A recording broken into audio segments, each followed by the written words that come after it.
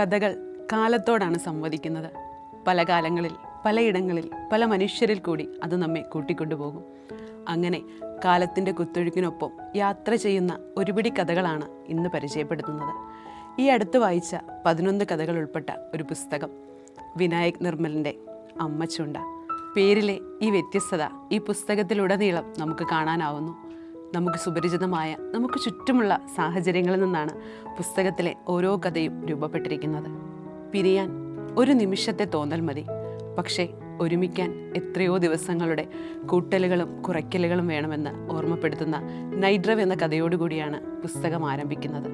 ഓരോ കഥകളും വ്യത്യസ്തം. അമ്മയോടുള്ള ഒരു മകൻ്റെ സ്നേഹത്തെ ഭംഗിയായി വരച്ചു കാണിച്ചു തന്ന അമ്മ ചുണ്ട എന്ന കഥ. ഒരാളെ ആവശ്യത്തിലധികം അവഗണിക്കുമ്പോൾ അത് ആ മനുഷ്യനിലുണ്ടാകുന്ന വേദനയ്ക്ക് ഒരിക്കലും ശമനമില്ലെന്ന് ഓർമ്മപ്പെടുത്തിയ രണ്ടാം യാത്ര.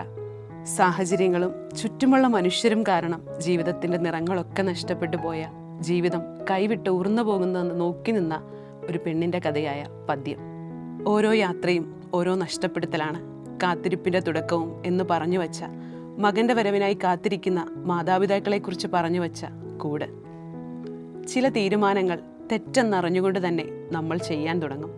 പക്ഷേ അന്നേരം ഉള്ളിൽ എവിടെയോ നിന്ന് ഒരു ഉൾവിളി പോലെ നമ്മളോടൊരാൾ സംസാരിക്കും, വേണ്ടയെന്ന് ഓർമ്മപ്പെടുത്തും. ആ തിരിച്ചറിവിലൂടെ മാത്രമേ അവനവനോട് തന്നെ സത്യം പുലർത്താനാവൂ എന്ന് പറഞ്ഞ കന്യാകുമാരി എന്ന കഥ. അങ്ങനെ പല മനുഷ്യരിലൂടെ, ജീവിതങ്ങളിലൂടെ കഥ കടന്നു പോകുന്നു. കഥാപാത്രങ്ങളിൽ പലരും ഏകാന്തതയിലൂടെ കടന്നു പോകുന്നവരാണ്. താൻ വേണ്ടെന്ന് വെക്കുന്ന സന്തോഷങ്ങൾ മറ്റൊരാളുടെ ആഗ്രഹവും അവകാശവുമാണെങ്കിൽ സാധിച്ചു കൊടുക്കുകയാണ് വേണ്ടതെന്ന് അയാൾക്കറിയാമായിരുന്നു. അങ്ങനെയാണ് അയാൾ അവിടെ എത്തിയത്. ചില ഓർമ്മകൾ കുടഞ്ഞെറിഞ്ഞാലും വിട്ടുപോകാത്ത ഉടുമ്പ് കണക്കെയാണ്. അള്ളിപ്പിടിച്ചും നുള്ളിപ്പറിച്ചും അവയിങ്ങനെ.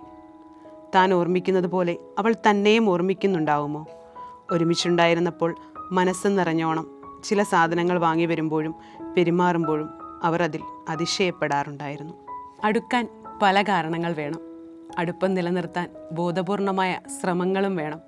പക്ഷേ അകലാൻ ഒരൊറ്റ കാരണം മതി. അകലത്തിൽ നിന്ന് അടുപ്പത്തിലേക്ക് നടന്നെടുക്കാൻ പലരും ശ്രമിക്കാറുമില്ല. അങ്ങനെ അടുക്കാൻ ബോധപൂർവം ശ്രമിച്ചില്ലെങ്കിൽ അകലം അവസാനമില്ലാതെ തുടരുകയുള്ളൂ. ഒരാളെങ്കിലും അടുക്കാൻ ശ്രമം നടത്തണം. അപ്പോൾ മാത്രമേ അകലം ഇല്ലാതെയാവുകയുള്ളൂ. പക്ഷേ ആരെന്ന തർക്കം എല്ലാ അകലങ്ങളിലും തുടർന്നുകൊണ്ട് പോകുന്നതിൻ്റെ പിന്നിൽ ഉണ്ടെന്ന് തോന്നുന്നു. അമ്മ ചൂണ്ടയിലെ ഓരോ കഥകളും വായിക്കുമ്പോൾ നമ്മുടെയൊക്കെ ജീവിതങ്ങളുമായി പരിചയം തോന്നും. നമ്മുടെ ചുറ്റുമുള്ള മനുഷ്യരെ ഓർക്കും. ജീവിക്കാൻ മറന്നുപോയ നേരങ്ങളെ ഓർമ്മപ്പെടുത്തും.